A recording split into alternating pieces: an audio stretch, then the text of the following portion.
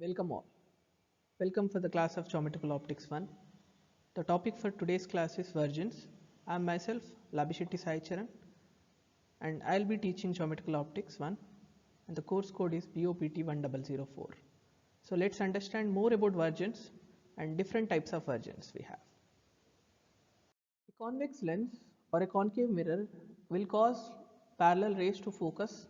So always a convex lens and a concave mirror will make us the light to reach to a point. Always they converge. So they converging towards a point. Behind that focal point the rays will diverge. So after the focal point the rays will start to diverge, but till that point a convex lens or a concave mirror will converge the light, and same way conversely a concave lens and a convex mirror will always cause the light to diverge. So remember, convex lens and a concave mirror, and in case of divergence it is concave lens and convex mirror. Okay, you need to remember it always. Whenever we use convex mirror you should directly remember divergence. Whenever you use convex lens you remember about convergence. Okay, there should not be any word of confusion here, because when you are clear with these terminologies, these basic uh, guidelines which you can say, so then your further topic the further theory will be more clear. So here there are two examples to understand the type of wavefront which we are seeing. Okay, so both in these both the cases the light is diverging.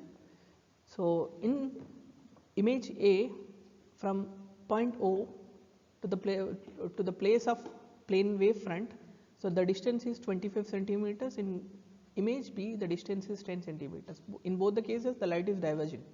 So to have such a divergence, to in case of A and in case of B, we don't require same amount of divergence. We require, in case of B we require more divergence, in case of A we require lesser divergence. In meaning the type of lens, the type of concave lens which you are going to use in case of A, you can use a lesser power convex lens, and in case of B you need to use a more higher dioptric power of lens. Okay, so if you use more higher dioptric power of lens, it will give you more higher radius of curvature of wavefront. If you use lesser curvature of field, lesser dioptric power of a concave lens, it will give you less curvature of wavefront to propagate. So these are two examples to make us understand divergence or the convergence is not same always. It depends on the type of lens which you are using, and as we know, lens could be anything. It could be a concave lens, convex lens, or it could be a combination. In case of thick lens you use a combination like concavo convex, convexo concave, okay, a biconvex or a biconcave. So we'll more understand about a thick lens. Okay, the types of thick lenses we have, we'll understand more about them. But as of now what you need to understand is vergence. When vergence is happening or convergence is happening, so it could be different. Okay, it could be different and it could be depending on the dioptric power of the lens. So to have vergence we need to have optical media or optical element. So we'll understand about optical media, optical elements here. So optical elements such as lenses or mirrors change the curvature of wavefront. For example, the light from a point source diverges. As the wavefront gets further from the source, the radius of curvature increases, and thus the curvature decreases. So here in case of a concave lens, when light is propagating away, the radius of curvature increases. When the radius of curvature is increasing, the thus the curvature decreases. Okay, the meaning your distance and curvature are they are not directly proportional, they are indirectly proportional. On passing through the focusing lens, so in case of a convex lens or a concave mirror where they both converge to one particular point, the wavefront is changed so that it is converging. As it propagates, the radius of curvature decreases until it reaches 0 at focus. So as we just said, we just remembered that when light is traveling through a diverging lens, so at infinity, if you consider at infinity, you should always say that the wavefront curvature is going to be plano, meaning the dioptric power of the lens is going to be 0 because it is infinity. Okay, so the same thing has been explained here.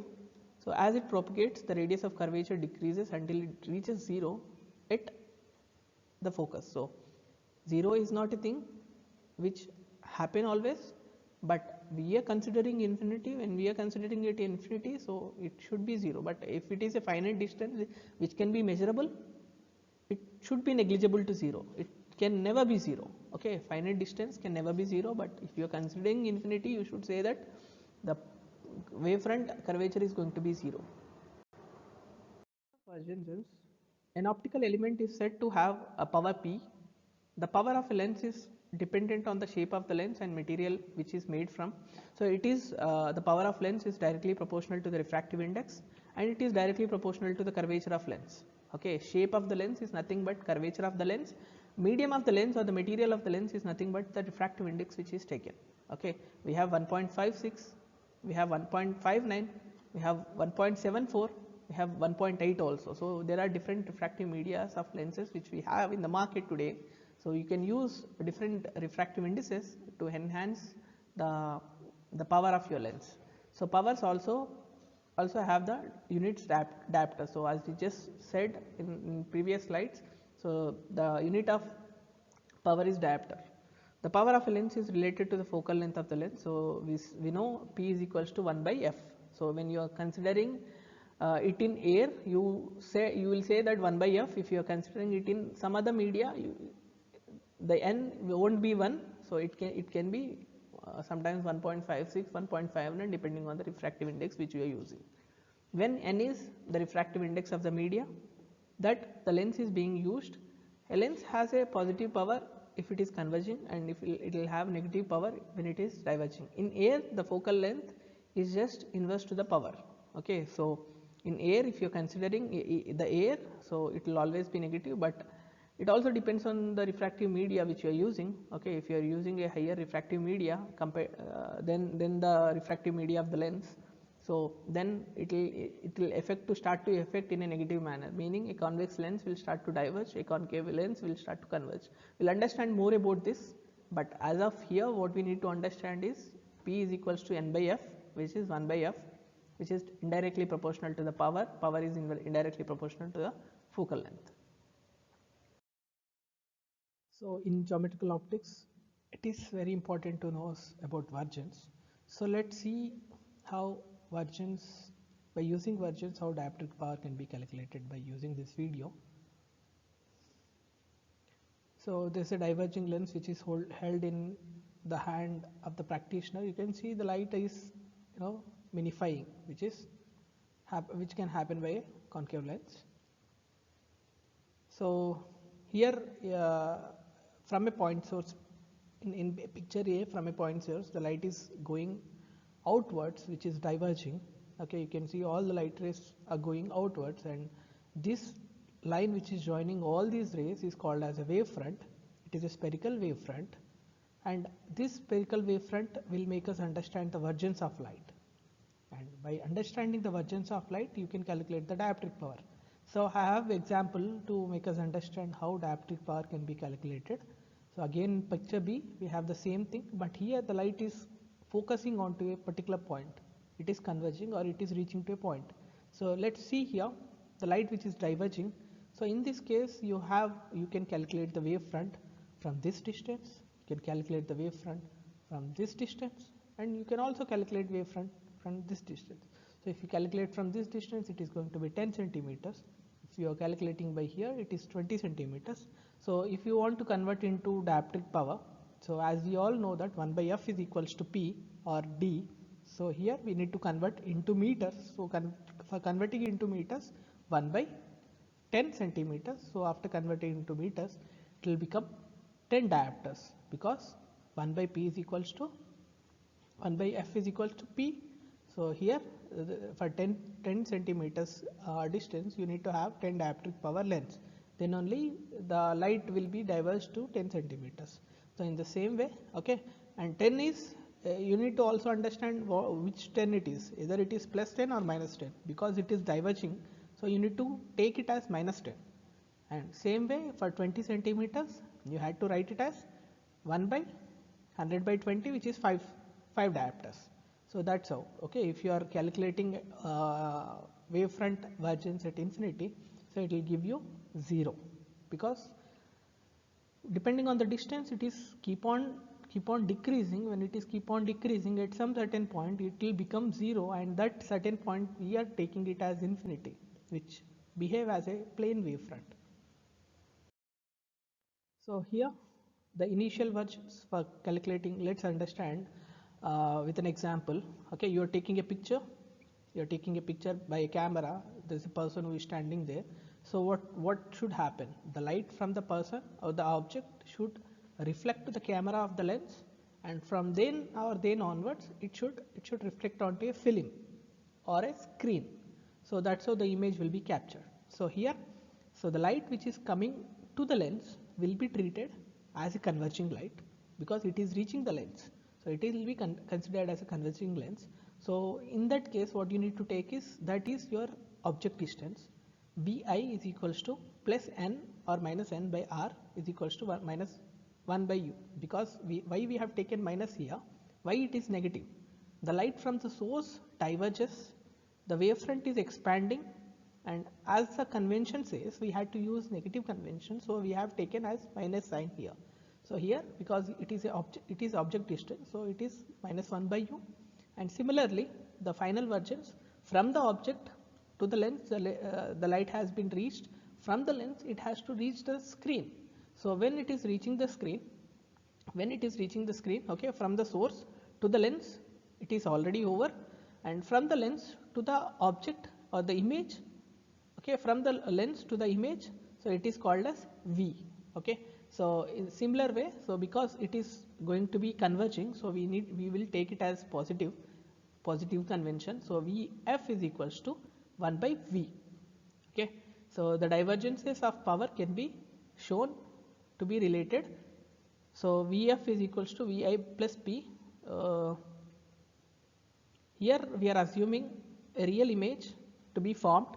So the final vergence is going to be negative. Light is converging. So the light which is diverged is going to be converging. So which is known as the vergence equation. So we need to substitute all these figures into vergence equation. 1 by f is equals to 1 by u plus 1 by v. So we have got u, we have got the object distance, we have got the image distance. After substituting all this, you're going to find out 1 by f. So if you once get 1 by f, you can convert into the reciprocal of it is going to be the dioptric power. So that's how the calculation can be done to find out the dioptric power of an unknown lens or any lens. So you can also calculate the magnification here. The magnification of an image, which is the ratio of the image height by the object height. So you can, by taking the u and v, so you can also calculate the magnification. So by the object distance, by the image distance, it will give you the ratio which is also called as magnification. So in case, sometimes the magnification can be negative, meaning the image which is going to be formed is an inverted image. So always the image can't be positive always, meaning it can't be always positive. Sometimes it could be negative. When it is negative, it do indicate that the image which is going to be formed, it is inverted image. So the sample questions which you need to understand from this presentation, from this topic, are you need to know what is vergence, you need to know what is the theory behind the vergence, how vergence can be explained by vergence theory, and you should know the types of vergence and how they can be defined using diagrams, and you need to know the calculation which is involved in calculating the dioptric power of an unknown lens. So these are the things which you need to, this is the take home for today's lecture. So vergence, summary of today's class. You need to know about vergence, theory behind the vergence, and the types of vergences which we have, and the calculation which involves to understand the curvature of the wavefront, the dioptric power of an unknown lens, and the magnification of the image. These three calculations can be done by using simple vergence. The references used: Clinical Refraction by Borish and Geometrical Optics by William Kautz. These are the two textbooks which are used in understanding today's topic.